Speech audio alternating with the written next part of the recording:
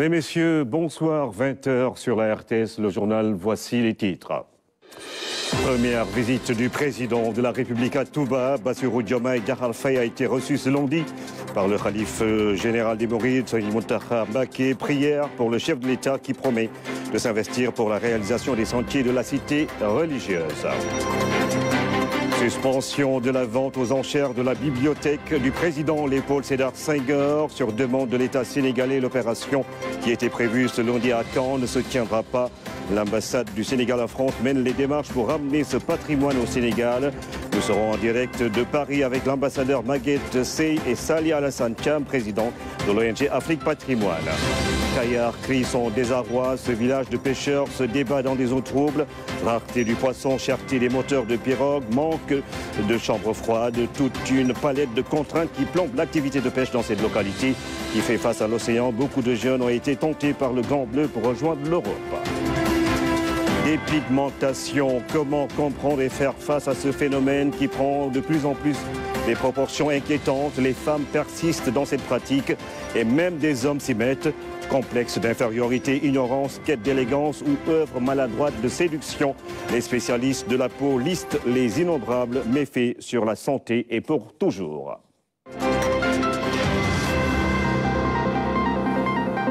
Bienvenue à tous. Le chef de l'État a effectué sa première visite à Touba, reçu par le khalife général des Mourides, Serigne Mountakha Bassirou Mbacké. Le président Bassirou Diomaye Diakhar Faye a sollicité des prières pour la réussite de sa mission. Le chef de l'État a également promis d'accompagner le khalife, notamment dans les chantiers de la cité religieuse, notamment les volets eau et assainissement. Le khalife général Serigne Mountakha Bassirou Mbacké a prié pour le chef de l'État pour qu'il réussisse sa mission à la tête du Sénégal, au Marning. En effectuant ce premier déplacement à Touba, le président Bassirou Diomaye Faye a joint l'acte à la parole. Après son message fort adressé à l'occasion de la Korité, le président de la République est dans la dynamique de perpétuer l'héritage sacré et précieux que constituent nos chefs religieux. Accompagné du ministre de l'Intérieur et des membres de son cabinet, le président Bassirou Diomaye Faye a été accueilli par le porte-parole Serigne Bassirou Mbacké Abdoul Khadr. Le chef de l'État sera ensuite reçu par le khalife général Serigne Mountakha Bachir Mbacké. Chaud poignée de main, symbolique d'une chaleureuse bienvenue dans la cité religieuse. Après avoir salué et remercié le khalife pour l'accueil, le président Bassirou Diomaye Faye a dit qu'il est venu à Touba en tant que fils et talibé d'abord, avant la qualité de chef de l'État. Mesurant l'immensité de la charge, il a sollicité les prières du khalife pour mener à bien sa mission. Il a par ailleurs rappelé l'importance des chantiers engagés par le khalife général Serigne Mountakha Bachir Mbacké et promis de mobiliser les moyens nécessaires pour l'accompagner dans cette tâche, en insistant sur les volets eau assainissement, mais aussi l'enseignement en faisant référence à l'université Cheikhoul Khadim. C'est le porte-parole Serigne Bassirou Mbacké Abdoul Khadr qui a transmis le message du khalife. Serigne Mountakha Bachir Mbacké a remercié le président de la République pour cet acte hautement important, consacrant un premier déplacement dans la cité religieuse. Il a loué sa démarche et rappelé l'importance qu'il attache au mieux-être des populations du Sénégal en général. Il s'est félicité de la visite qui marque l'importance que le chef de l'État accorde lui aussi au développement, à la paix et à la stabilité du Sénégal. Serigne Mountakha Bachir Mbacké a prié pour que le président Bassirou Diomaye Faye réussisse sa mission à la tête du Sénégal. Preuve à l'appui, il lui a offert des cadeaux, notamment une natte de prière, un exemplaire du Coran et un chapelet, un geste que le chef de l'État a apprécié à sa juste valeur. Le dernier acte, non moins important, de la visite du président Bassirou Diomaye Faye à Touba est son passage à la grande mosquée. Un grand moment de recueillement et de prière dans ce lieu de culte où repose le vénéré Cheikh Ahmadou Bamba Khadimou Rassoul. Ici, dans le mausolée, le président de la République, Bassirou Diomaye Faye, a formulé des prières pour que le Tout-Puissant veille sur le Sénégal et l'accompagne dans sa mission à la tête de notre pays. Son passage ici dans la cité religieuse a été un grand moment de ferveur, notamment pour les populations qui ont apprécié sa visite dans la cité religieuse. Le nouveau ministre de la fonction publique et de la réforme du service public a officiellement pris fonction. Olivier Boucal a salué le travail abattu par son prédécesseur, Galoba, avant d'annoncer de grandes réformes dans le service public. Aminata Meng Fall Ndiaye. Galoba passe le témoin au tout nouveau ministre de la fonction publique et de la réforme du service public. Une rencontre solennelle qui a permis au ministre sortant de revenir sur les nombreuses réalisations enregistrées dans ce département. Des résultats obtenus avec la mise en œuvre du programme d'appui à la modernisation de l'administration, la digitalisation avec la mise en service de Girafe 2, la plateforme de gestion des actes administratifs. Au final, nous aurons une interface plus aboutie, car offrant une fenêtre numérique à l'agent du service public. Ce chantier a été ouvert au mois d'août dernier. Pour impulser cette migration vers le numérique, nous avons procédé au renforcement et à la redynamisation de la direction des systèmes informatiques. Enfin, il n'y a point de mutation positive sans une bonne base juridique et éthique. La grande réforme de la fonction publique est la réforme du droit de la fonction publique. Des acquis magnifiés par le ministre Olivier Boucal, il n'a pas manqué de féliciter son prédécesseur pour le travail abattu. Vos actions rejoignent le bilan de toutes ces fortes et dévouées personnalités qui ont bien ouvert le chemin dans ce secteur des services publics. En amont, des ministres ont abattu un travail remarquable et mémorable. Ils ont permis que des acquis soient capitalisés. Ces acquis sont garants de la continuité de l'État. Monsieur le ministre, vos négociations très importantes, très profondes, menées avec les syndicats, sont connues et appréciées. Vos actes pour repenser les carrières, pour accompagner le personnel ou pour offrir les meilleures commodités aux usagers du service public sont aussi salués. Évoquant le projet qui est le nouveau référentiel des politiques publiques, il annonce que de grandes réformes seront engagées. La culture de la laïcité et de la neutralité de la fonction publique, travailler autour d'un code général de la fonction publique, exiger des manuels de procédure dans tous les secteurs dédiés, des concours d'accès pour une logique d'emploi correspondant à un emploi talent du service public ou personnel de qualité du service public. Ces concours transparents qui ouvrent des emplois à des viviers beaucoup plus larges. S'intéresser à un plan de santé plus inclusif, plus organisé, plus accessible. Offrir une égalité des chances dans le recrutement et la formation. Le ministre de la fonction publique et de la réforme du secteur public a rendu hommage aux fonctionnaires et agents du service public. Il compte sur le soutien de ses collaborateurs pour donner un élan dynamique à l'action publique. Cette saisie record de cocaïne, 1137 kg. La valeur marchande de la drogue est estimée à plus de 90 milliards de francs CFA. La brigade des douanes de Kidira vient de mettre la main sur cette importante quantité. Le reportage de Tchorodia. Ce dimanche, vers les coups de 20h, la brigade commerciale des douanes de Kidira, une subdivision de la zone du Sud-Est, a effectué une saisie record. Plus de 1137 kg de cocaïne conditionnée en 948 plaquettes. Dans les entrailles d'un camion frigorifique, les sacs de drogue ont été soigneusement dissimulés dans le double fond du véhicule.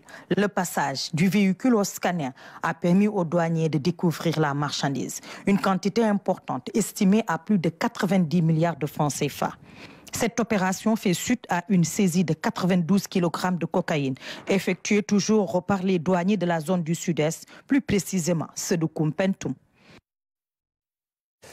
L'un des plus grands centres de pêche du Sénégal ne voit plus la tête du poisson. Le produit se fait de plus en plus rare à Kayar. La diminution des ressources halieutiques vient corser un quotidien assez tumultueux. Les femmes mariées se plaignent des taxes.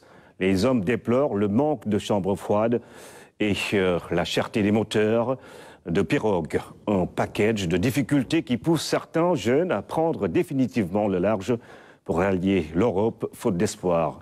Fatimata Banelba.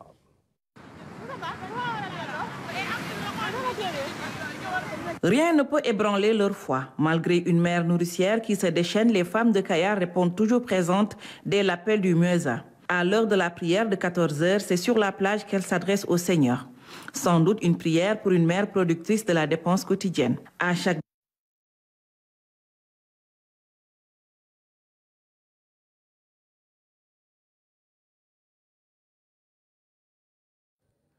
Quelques soucis avec la technique dans ce reportage de Fatimata Banelba. Je rappelle que Kayar souffre justement de la rareté des produits halieutiques, cette localité de pêche qui voit des jeunes prendre l'océan Atlantique pour rallier l'Europe.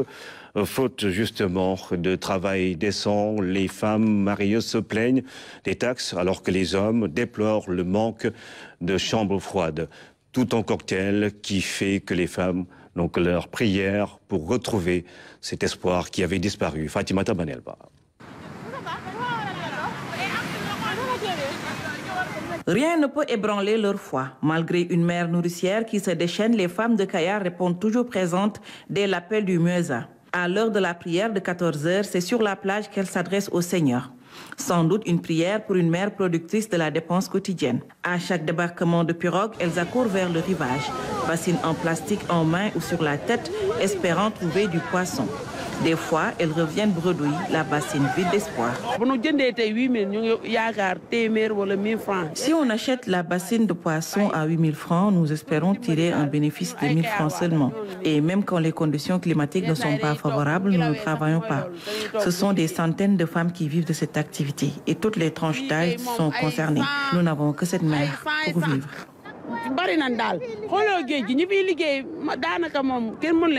Mais comme courage. Ce sont des dames très courageuses et nous les hommes, nous les soutenons dans cette activité. Il y a une veuve parmi elles qui travaille chaque jour pour nourrir ses enfants. C'est vous dire que la pêche nourrit beaucoup de personnes. Ce sont des sacrifices qu'elles consentent pour s'en sortir.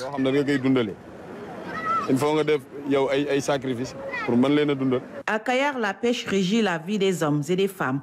Parfois, elle peut être bonne. Ces braves dames vont aujourd'hui se départager cette bassine de sol pour les revendre et espérer gagner la modique somme de 200 ou 300 francs en bénéfice. Ainsi va le quotidien des femmes de Kayar qui n'ont que la mer comme source de revenus.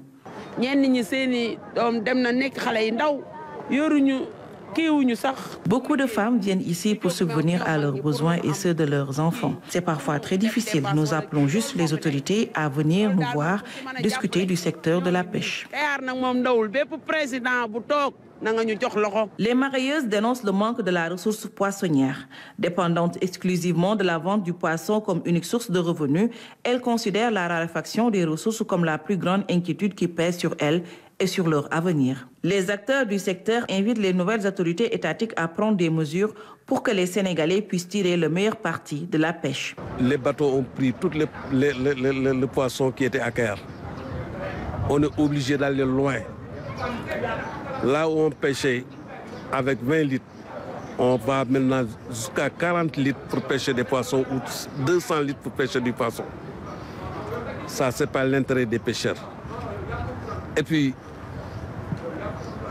aussi les machines qu'on vend ici est trop cher. Les taxes qu'on impose aux revendeurs de poissons sont également très chères. En plus, imagine un commerçant qui vient ici avec 25 000 francs, on lui demande une carte mareyeur qui coûte 12 000 francs. C'est abusé. C'est pourquoi beaucoup ne viennent plus à Kayar. Nous finissons moyen de transport. Nous aimerions avoir des moyens de transport pour convoyer le poisson dans d'autres localités, en plus des chambres froides pour stocker le poisson. Des fois, nous avons de bonnes pêches, mais nous sommes obligés de brader la ressource pour éviter qu'elle pourrisse entre nos mains. On n'a pas de chambre froide ici. On n'a pas de... Pour avoir de la glace, il faut aller jusqu'à Dakar ou à 50 ou ailleurs. Il n'y a pas d'usine de glace. Tu as vu cette usine de glace-là? c'est lui qui nous donnait de la glace, mais maintenant, il est en faillite. On n'a plus d'usine. Et ça, c'est grave pour Kayar. On aimerait vraiment qu'on nous implante ici des usines de glace. Parce que si on a des usines de glace, les poissons, on va se bénéficier des poissons. Kayar a également payé un lourd tribut concernant l'immigration irrégulière. Beaucoup de ses fils ont pris la Méditerranée dans l'espoir d'un avenir meilleur, aux grandes dames de leur famille. Les gens souffrent. Des fois, c'est par désespoir que les jeunes partent en mer. Regardez toutes ces embarcations. Elles sont là depuis des mois parce que leurs propriétaires ne sont plus là. Et c'est vraiment difficile.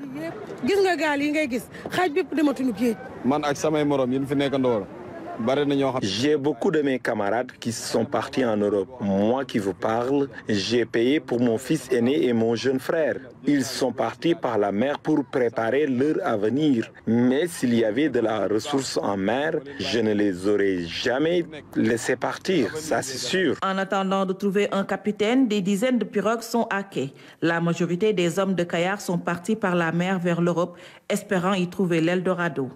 La rareté du poisson est l'une des causes de l'immigration irrégulière qui a décimé beaucoup de familles et source de drames familiaux à Kayar, tout comme dans beaucoup d'autres localités côtières. Et puis Dakar connaît une vague de chaleur, une montée du mercure qui s'explique par le changement de régime du vent qui est de secteur nord-est à est, justement, associé à la présence d'une dépression thermique, une situation qui risque de perdurer et qui va nécessiter un changement de comportement. Les explications de Mariam Biramba. Dakar commence à enregistrer des températures élevées ces derniers jours.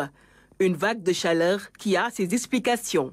Ces derniers jours, on a noté un changement du régime de vent, notamment de nord-est à est. Donc, avec ce régime de vent, Dakar commence à avoir de la chaleur. C'est pourquoi même hier, on avait des températures qui tournaient autour de 33 degrés.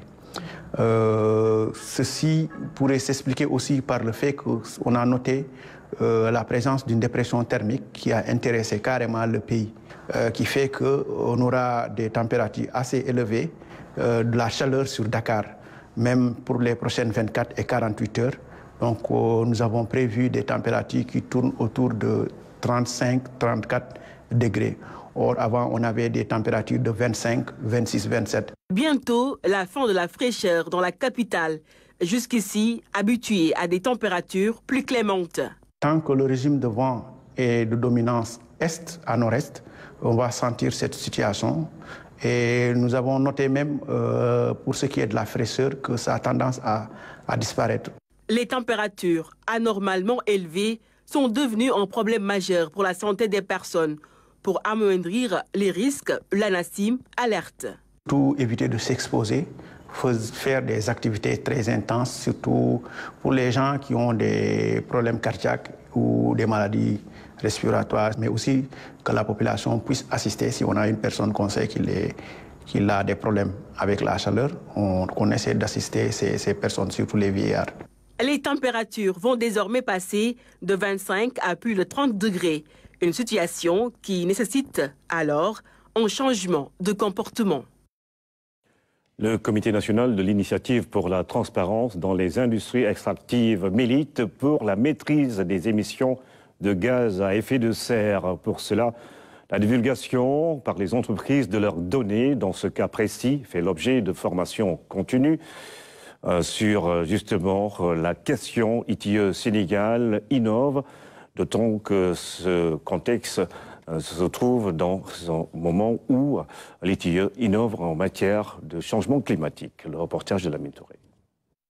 Dans un contexte de changement climatique, la divulgation des données relatives aux émissions de gaz à effet de serre est devenue un enjeu de bonne gouvernance. Au Sénégal, le Comité national de l'initiative pour la transparence dans les industries extractives travaille dans ce sens. Cette réunion vise à sensibiliser les membres du groupe multipartite sur la pertinence de leur implication dans ce processus. Vous savez que le Sénégal est devenu un pays producteur de pétrole et de gaz. Et donc, dans une perspective de très court terme, nous parlons du first oil, first gas.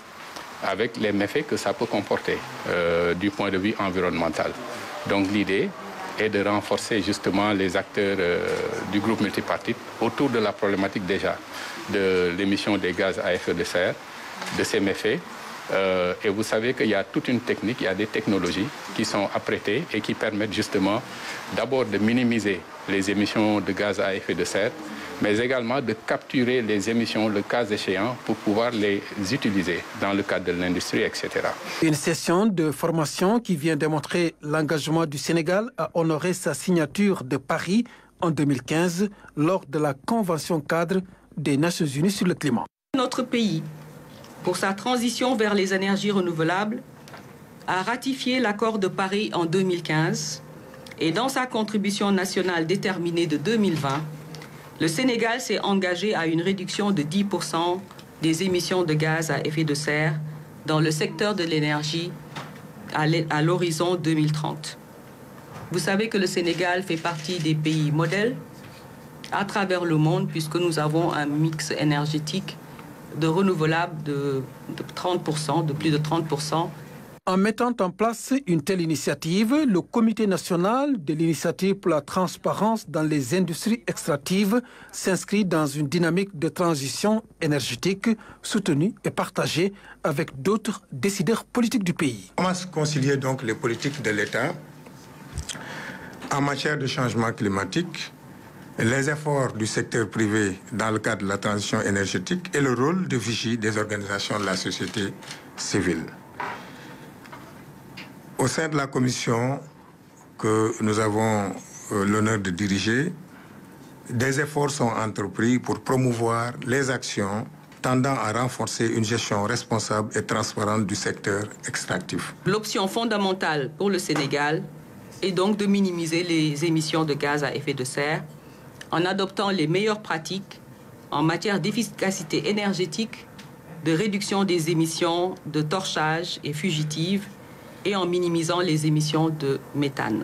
À l'issue de cette session de formation, ces bénéficiaires devront avoir une connaissance améliorée sur le dérèglement climatique, la transition énergétique, afin d'enrichir le débat public sur la question. Prévu ce lundi à Caen, en France, la vente aux enchères de la bibliothèque du président Léopold Sédar Senghor a été suspendue sur demande de l'État sénégalais. Les démarches liées à cette affaire sont menées présentement par l'ambassade du Sénégal en France, après avoir acquis il y a quelques mois les objets personnels du président Powed. Le Sénégal est en passe de racheter la bibliothèque personnelle du président Senghor, premier président de la République du Sénégal. Il faut dire que l'essentiel des objets et le patrimoine de l'ancien président sont pour l'essentiel détenus en France. Justement, nous sommes en ligne avec Maguette, ambassadeur du Sénégal en France. Bonsoir, Excellence. Alors, qu'est-ce qui a motivé la suspension de la vente aux enchères de la bibliothèque personnelle du président Senghor ?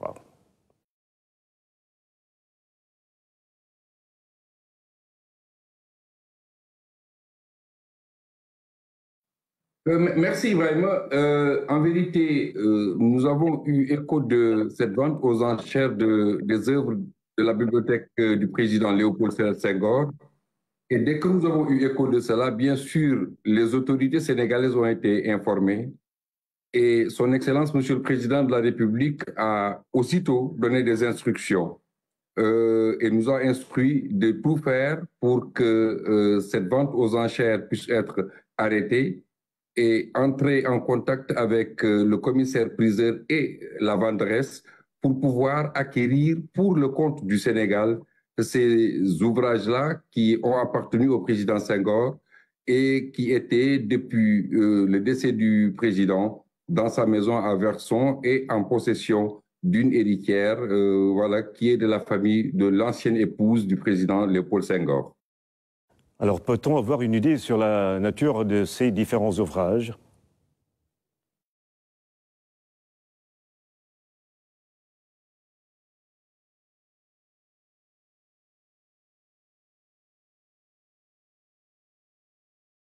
Les ouvrages, c'est un lot d'une centaine d'ouvrages, un peu plus de 100, et c'est des ouvrages qui ont une importance assez cruciale, parce que pour la plupart, c'est des ouvrages qui ont été donnés au président Senghor par des auteurs, des poètes contemporains, des amis personnels du président Senghor.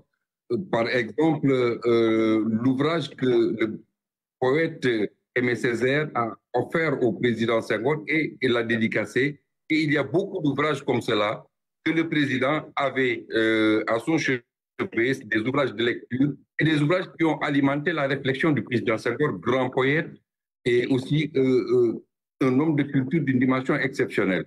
Donc, c'est véritablement des ouvrages d'une très grande importance. Aujourd'hui, il est important pour nous que ce qui a permis un peu de construire la pensée senghorienne puisse revenir au Sénégal et à l'héritage de l'État du Sénégal et des Sénégalais. Quelle est la valeur, monsieur l'ambassadeur, de ces différents ouvrages après estimation? Oui, disons, pour le coup, je ne peux pas trop m'avancer parce que pour l'instant, nous sommes en discussion avec la vendresse. Nous avons, nous, une estimation, puisque les œuvres aussi étaient destinées à une vente aux enchères, elle a une estimation. Nous sommes en discussion pour pouvoir trouver un prix juste qui permette au Sénégal d'acquérir ces œuvres-là. Alors, à quand est-ce qu'on peut espérer le rapatriement de ces ouvrages?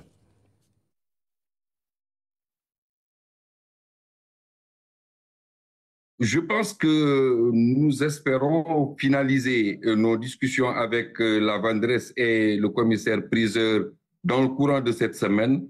Si nous le faisons, la semaine prochaine déjà, je crois que les ouvrages pourront être acheminés au Sénégal et remis au président de la République. Merci Magatte Seye, ambassadeur du Sénégal en France, qui revenait justement sur cette suspension de la vente aux enchères de la bibliothèque du président Léopold Sédar Senghor, ce qui constitue un pas important dans la perspective de l'acquisition des objets du poète président. L'objectif est de permettre à l'État de faire revenir ce patrimoine au Sénégal, selon Sali Alassane Thiam, le président de l'ONG Afrique Patrimoine. Il a été joint tout à l'heure à Paris. C'est une action tout à fait naturelle, c'est un cri de cœur tout à fait naturel, car, comme j'ai dit tantôt, ce sujet-là n'est pas un cas isolé. L'Afrique, aujourd'hui, doit prendre en main le destin de son patrimoine. Depuis plus de 3 ans et demi, on fait ce plaidoyer. Et c'est tout simplement malheureux de voir la bibliothèque du père fondateur de la nation sénégalaise, la bibliothèque d'un grand homme de culture qui est le président Léopold Sédar Senghor, être dispersée un peu partout dans le monde, qui est un joyau, qui est un patrimoine, qui est tout simplement quelque chose d'extraordinaire dont l'État du Sénégal ou bien même les pays africains doivent pouvoir se bénéficier. Parce que Senghor certes a été le premier homme politique ou bien le premier président de la République du Sénégal, mais il est aussi un homme de culture multidimensionnel qui a traversé les océans, qui est connu un peu partout dans le monde.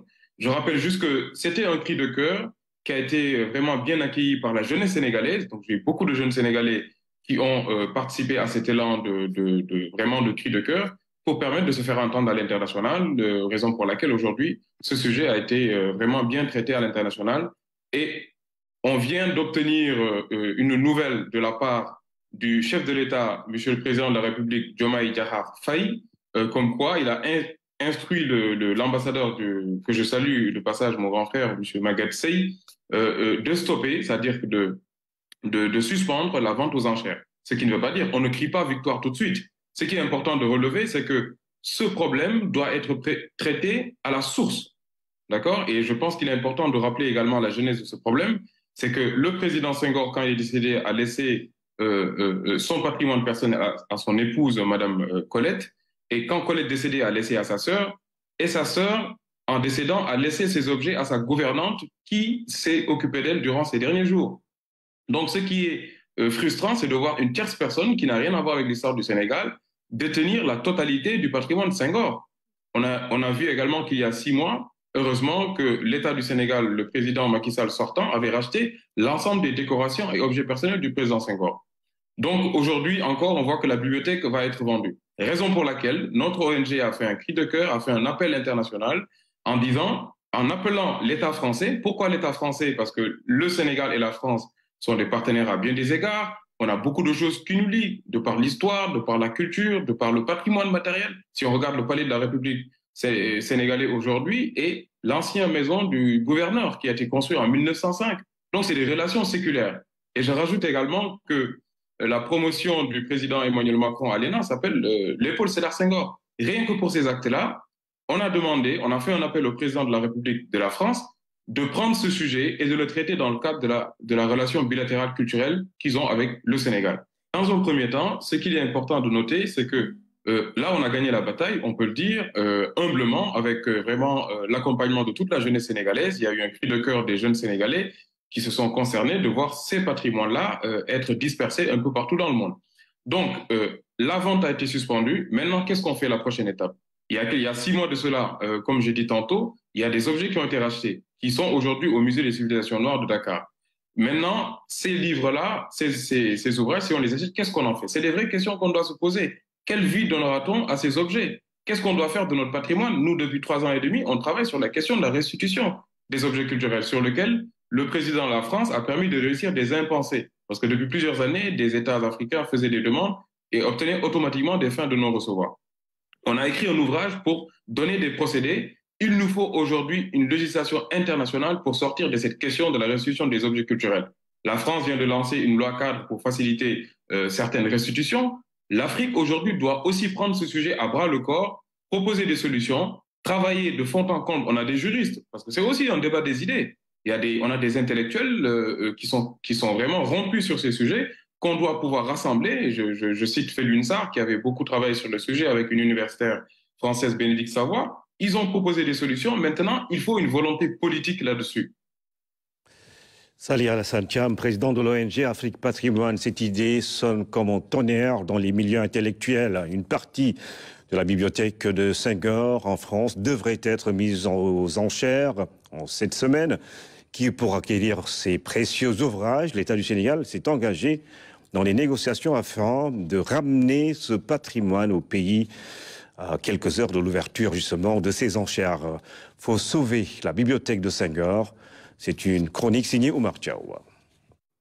Vendre en France la bibliothèque du président Léopold Sédar Senghor, premier Africain agrégé de grammaire et membre de l'Académie française.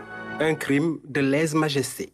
Faire du business à partir de précieux ouvrages que l'homme de lettres et d'État a tenus entre ses mains ne devrait pas passer. C'est l'émoi chez les admirateurs, les professeurs et les chercheurs, ainsi que ces quelques amis au soir de leur vie. Le bouleversement, le choc est tout aussi grand au Sénégal, de Dakar à Joal, du Fouta à la Casamance, et pas seulement dans les milieux ou cercles littéraires.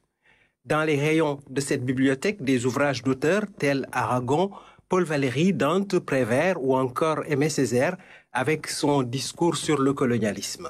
L'intérêt d'un tel patrimoine avec des volumes dédicacés est qu'il permet de voir les affinités intellectuelles de Senghor, les écrivains avec qui il avait une relation de pensée, des années 40 aux années 70. Pour l'histoire, il s'agit d'une photographie des personnalités proches de Senghor pendant les 30 Glorieuses. C'est donc une partie des livres de Senghor sortis de son domicile du Square de Tocqueville qui seront en jeu. Il y a à peine 5 mois, l'État sénégalais avait évité la dispersion de décorations, de bijoux et de divers autres objets ayant appartenu au premier président sénégalais. Le nouveau régime n'entend pas faire moins. À quelques heures des premiers coups de marteau fatidiques, la vente est suspendue pour permettre au Sénégal de se réapproprier un trésor inestimable. Bien du président Senghor, donc en France, l'État du Sénégal avait acquis en octobre 2023 l'intégralité de la collection qui devait être mise aux enchères. Il s'agit de 41 objets, dont des décorations étrangères, des justement effets de toilette et autres accessoires.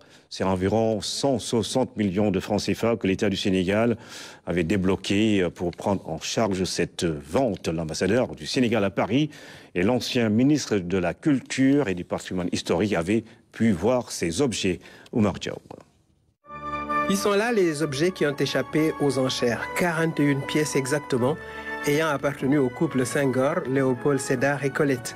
Sous le regard admiratif du plénipotentiaire du Sénégal en France et du ministre de la Culture et du Patrimoine historique, des éléments d'héritage pour la nation sénégalaise. Les deux hommes étaient en mission commando à Caen pour empêcher la mise en vente au plus offrant de cette collection. Les autorités sénégalaises n'ont ménagé aucun effort, d'abord pour suspendre l'opération, puis pour engager les négociations avec le cabinet du commissaire-priseur chargé de la vente aux enchères. Le président de la République s'est personnellement investi pour l'acquisition de ces biens par le Sénégal, dont la valeur est plus symbolique et affective que financière, même si la collection a tout de même coûté son prix. En y incluant l'ensemble des frais, la transaction s'élève à 244 000 €, environ 160 millions de francs CFA.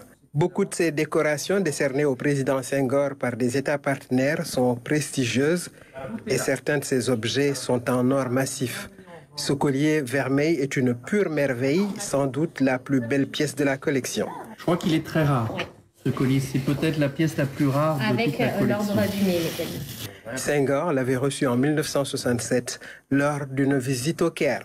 Dès la finalisation de l'opération de paiement, les biens seront livrés à l'ambassade du Sénégal à Paris. Ensuite aura lieu leur remise officielle au président de la République. Tout est donc bien qui finit bien et l'honneur est sauf. Senghor, c'est aussi sa demeure située sur la corniche ouest de Dakar, transformée en musée en 2014. La bâtisse construite à la fin des années 70 a servi de lieu de résidence du président poète jusqu'en 1993. Visite guidée avec Koumba Diarra-Temar qui nous fait redécouvrir ce domicile appelé les Dents de la Mer. Senghor veillant sur sa maison, l'image attire forcément. Pour faire immersion au domicile du premier président du Sénégal, on ne peut avoir meilleur guide que cet homme, Barthélémy Sarr, homme de confiance de la famille Senghor, gardien du temple depuis près de 4 décennies. Je vous souhaite la bienvenue au domicile du président Senghor. Cette partie de la maison, c'est la partie qu'on appelle la salle de réception. Par exemple, quand il y avait l'anniversaire du président, celui de sa femme ou de leur fils Philippe, c'est là qu'il recevait les invités.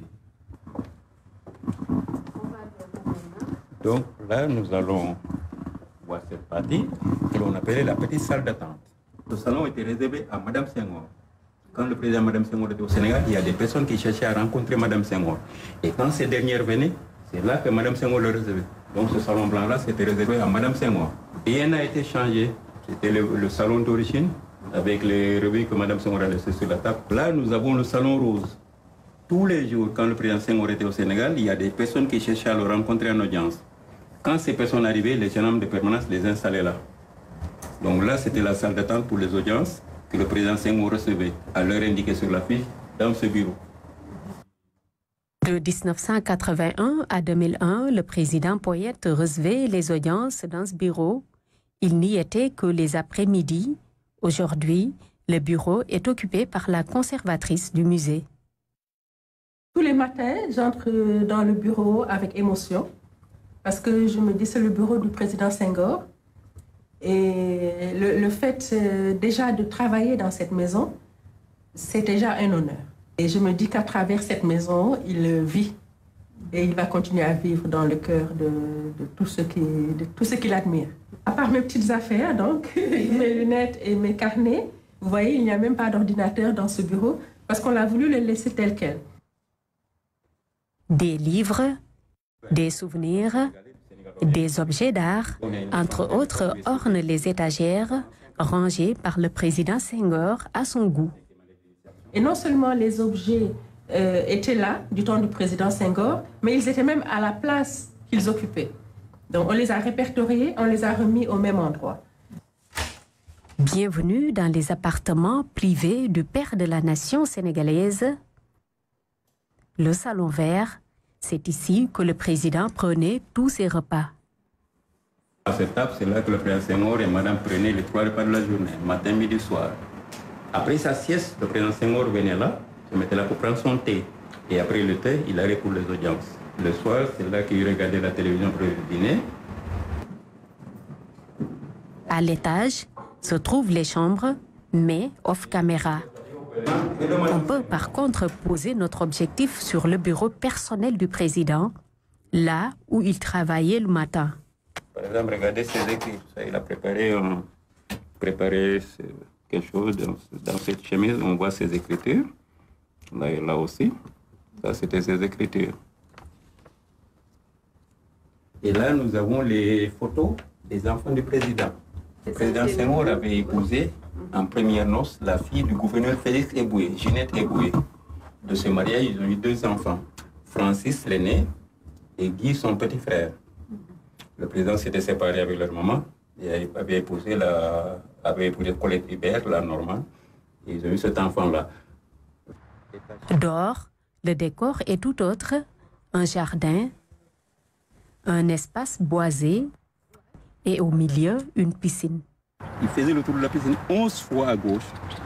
Il revenait là où il avait pris le départ. Il reprenait par la droite 11 fois, donc 22 fois. Quand il est rentré dans la piscine, il faisait 22 tours de la piscine. La maison du président Senghor couvre une superficie de 7 849 mètres carrés. Elle comporte un immeuble bâti sur 800 mètres carrés en 2 niveaux. Les Dents de la Mer, devenu musée Léopold Sédar Senghor depuis novembre 2014. Senghor, l'immortel, l'académicien, le grammairien, le poète. Je rappelle que sur demande de l'État du Sénégal, la vente aux enchères de la bibliothèque du président poète a été suspendue. Sport, Guédiawaye Basket Academy a réalisé une très belle performance durant le week-end. Les filles de GBA se sont qualifiées en finale de la Coupe de la Ligue et les hommes en finale de la Coupe Saint-Michel. Et puis en football, 20e journée de la Ligue 1, Tengate Football Club a dominé l'US Gorée en but à 0 et toujours justement leader de ce championnat. On parle de tout cela dans Actu Sport Express avec Ibrahim Mboup. Guédiawaye Basket Academy, promu cette saison dans l'élite, frappe un grand coup. Chez les dames, GBA a pris le dessus sur la Jeanne d'Arc samedi en demi-finale de la Coupe de la Ligue, 61-60. L'équipe masculine a coiffé au poteau l'Union sportive de Ouakam en demi-finale de la Coupe Saint-Michel, 75-70, après prolongation. En finale, les 2 équipes de Guédiawaye Basket Academy feront face à l'ASC Ville de Dakar. Football, 20e journée de la Ligue 1, Tengate Football Club enchaîne les victoires au sommet du championnat. Les Rufisquois ont assuré l'essentiel devant l'US Gorée samedi. Score 1-0, une réalisation de Youssouf Assagna. Qui vient débloquer la situation? Coupe d'Afrique de futsal au Maroc, le pays hôte décroche une victoire nette et sans appel devant son public. Les Marocains ont dominé l'Angola 5-2, leur 2e succès dans la compétition. La dernière journée de la poule A se joue dans la soirée de ce lundi. Le Maroc affronte la Zambie. L'Angola sera opposé au Ghana. Les 3 premiers pays de la CAN vont se qualifier à la Coupe du monde de futsal prévue en Ouzbékistan du 14 septembre au 6 octobre prochain.